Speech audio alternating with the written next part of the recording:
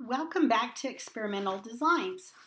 Now, in this lecture, it's going to be a little bit longer because I would suggest that you pause after I give you an example, and I'll explain this a little bit further, and that you try to come up with the notation and the hypothesis and name it based on what you've read in your textbook. So we'll go ahead and get started, and I'll explain a little bit more as I go along. Now, in experimental designs, there are different classes of experimental designs, and that's based on how many variables there are. So you have single factor designs where you have one independent variable. You have an intervention and you have an outcome. Then you can have factorial designs, and I'll show you some of those later, where you have more than one independent variable. But at least one of them has to be manipulated by the researcher if it's going to be an experimental design. So you may have an intervention. You may be looking at the gender of the students because you may be interested in whether this intervention works better for males or females. You could have age. You could have whether they had breakfast that morning or not. All these other independent variables. And in a factorial design, you're actually taking all of those in and analyzing them to see what the outcome is. Then there are 4 types of experimental designs that we're going to go through here. First of all, your textbook showed this, and I'm going to kind of use this because I want you to become very comfortable with it. Just keep in mind, if nothing else, these are really good and easy to do questions on a quiz. So hint, hint, you need to be able to look at a scenario and put down the notation, or you need to be able to look at the notation and explain what's happening with it. So this part's, it's not hard. It's very, very easy. So first of all, when you see a capital R, when we're describing an experimental design, we're using these symbols so that in one line you can describe the experimental design. It's really kind of cool and really easy. So a capital R stands for either a random selection happens at that point in the line or a random assignment. Kind of reminds me a little bit of programming, you know, where you line them up and feed it through and it shows what's happening. But unless you're a programmer, sorry, that probably isn't a good example. An O stands for an observation or a measurement. In other words, where you see the O in the line, that's where the kids were given a test, or they were given a survey, or a behavior was recorded, or a lesson plan was looked at. Whatever the outcome is, O is an observation or measurement, and O, think in the back of your mind, it's also where you're looking at outcomes. X stands for the treatment or the intervention. So wherever you see an X in the line, that means that's where in this sequence of time, and that's really what the notation is a timeline. Where the X is, that's where the treatment or the intervention happened.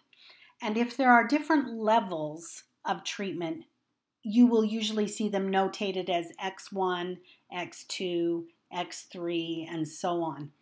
And then the groups, we use A, B, C, D, whatever it takes for the number of groups.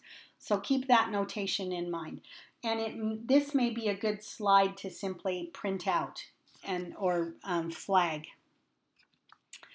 So as I go through this, I'm going to use one example because I think it will help you to see the differences behind the kinds of designs. So we're going to look at the research kind of question of which SAT prep should students use? Which one's the best? Which one's going to help them more on an SAT score? So we have our independent variable is going to be the type of prep. There could be a Kaplan course, a Princeton Review course. We're saying there's a self-study where they go out and find what they want to, maybe on the internet.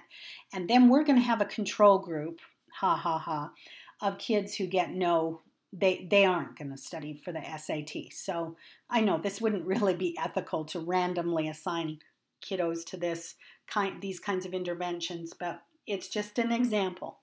And then the dependent variable or the outcome is going to be their SAT scores. So that should be straightforward. Now, as I go through each example, I would suggest that you hit pause on the video and you make sure that you can write down a possible hypothesis, that you can do the notation for what's happening in that little story, and that you can label the type of experimental design it is. And then when you start again, of course, in the next slide, I will give you all that and walk you through it, but see if you can do it. Okay, so for study number 1, when students take their SAT, these kids come into the room to take the SAT, they're asked what they did to study. Maybe on part of before they take the SAT on their booklet or whatever, they have to write down what they did to study. Then the scores for those who used the Kaplan course are analyzed. Okay, so in a second here, pause it and see if you can write down what would be the possible hypothesis for this, what would be the notation, and what is the type of experimental design that it is. Okay, I really hope you tried this on your own. But the hypothesis for this study, there really isn't one. It's kind of odd. Perhaps the researcher has some kind of theoretical basis behind this or previous experience with the Kaplan course, and the researcher is going to say that students who use the Kaplan course will score a mean of 1200. I'm making this all up. Now the notation, I hope you were able to do this. There's one group, so it's denoted as an A. There was no random selection, no random assignment, nothing like that. So all we looked at were the scores for the kids who took the Kaplan course. Then there was an intervention, the Kaplan course, and then we looked at outcomes, their scores.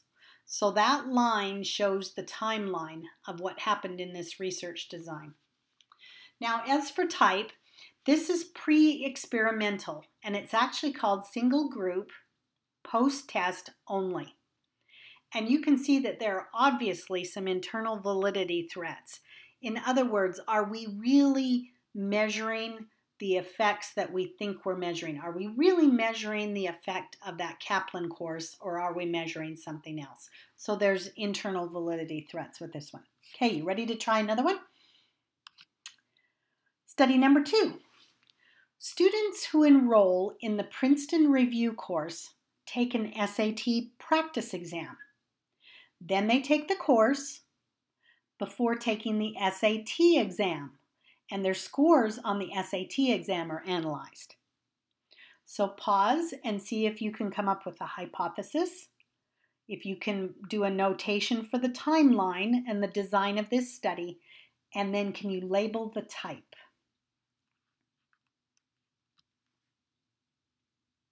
And now I'll give it away. The hypothesis would probably be something like students who use the Princeton Review course will score better on the SAT exam than they did on the practice exam. Or the students in the Princeton Review course, their mean score on the SAT exam will be higher than their mean score on the practice exam. In other words, there was a pretest condition here. So the notation was A to stand for the group. There was one group. All we were looking at in this case was the Princeton Review course students. Then there was a pretest, so that's the O. Then they took the Princeton Review course, and then they took the SAT exam. So we've got 2 O's in there. We've got 2 times that we did an observation, or we gathered some data or had some outcomes. We actually have a pretest this time and a post-test. So this is again pre-experimental. There's a single group pretest, post-test. And you will see these phrases in research articles. A researcher will say, we did a single group pretest, post-test design. And you need to understand what that is. And it really helps if you can understand how to notate it and what a timeline would look like. Now, there are obviously some threats to this kind of research. we've talked about pre-test and post-test before and how there's a maturation. There's a time between pre-test and post-test. So perhaps the students simply did better at the end because they were there, some time had lapsed, or they had learned something in the intervening time period. There are external variables that aren't being controlled for, and you're doing a measure of change here when you actually do this type of study. Okay, let's go on to the next one. Study number 3.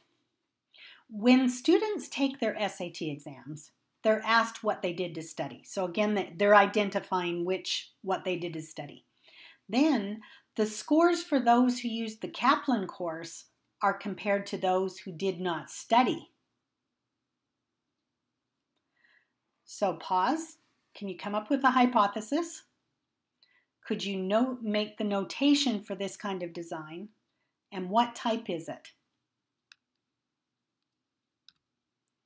Okay, the hypothesis is probably something like students who did the Kaplan course will score better on the SAT than a control group, or than students who did not study.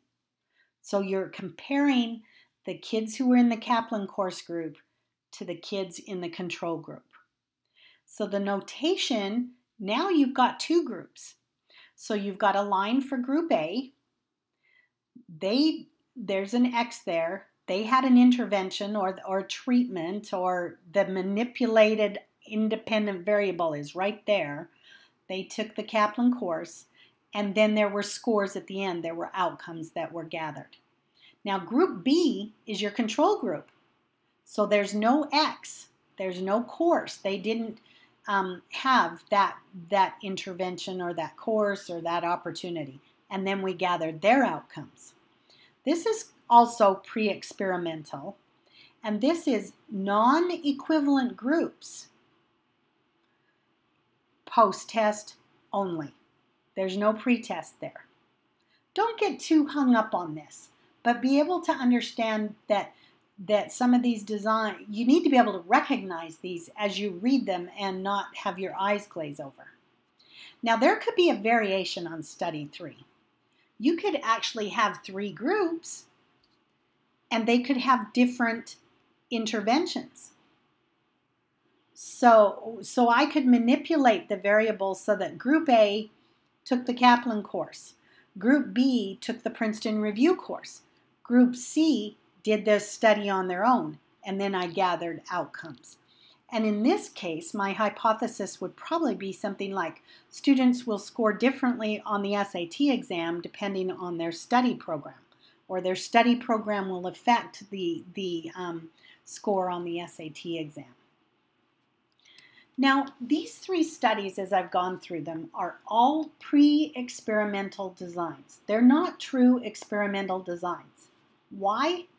There's no random assignment to the conditions. So these groups, when kids walk in to take the SAT exam and I simply ask them which course or what they did to study, I have no way of randomly assigning so that those groups are roughly equivalent. Perhaps one of the courses is very expensive, so I get the kids whose parents can afford to pay for that. Perhaps one of the courses is very time intensive, so you get the kids who are willing to put and have the time to put into that. All kinds of things. You can imagine, would the group who actually took a course by choice be different than the group who chose to not study at all for the SAT exams? Yeah. So that's why we call them non-equivalent groups. It's very difficult to compare groups in pre-experimental designs where there's no random assignment to the conditions because there's so many other variables in there. There are, of course, threats from maturation and how you're measuring these outcomes. And to do this kind of research, you have to be awfully confident that you know a lot about that group, especially if you're not even going to compare it to another group. You have to be really, really confident that you know their characteristics and what that group is like. Okay, let's go on to another kind of studies. This is study number 4. students all take a practice test. So I've got, say, 300 kids, and they all take the practice test for the SAT. When they then take the SAT test, they're asked what they did to study, and then the scores for those who used the Princeton Review course are compared to those who did not study. So you've seen this one before. So the hypothesis, the notation, and the type. The hypothesis is probably that students who use the Princeton Review course will improve more over their practice test scores than those who did not study. And there's the notation, and this is quasi-experimental. It's non-equivalent, pre-test, post-test experimental control groups.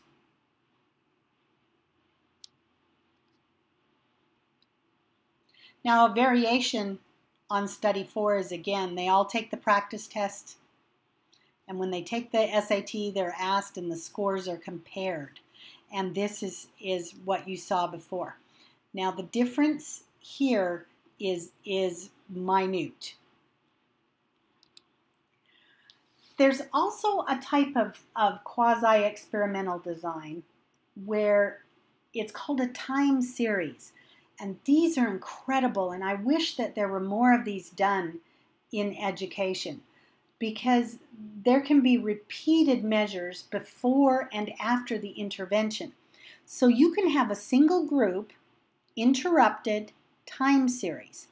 And this means you've got a single group, that's what the A is for, and then O, O, O, O, O. In other words, I'm collecting information, collecting information, collecting information. All of these would probably be different tools. Then there's an intervention. Then I collect information, collect information, collect information.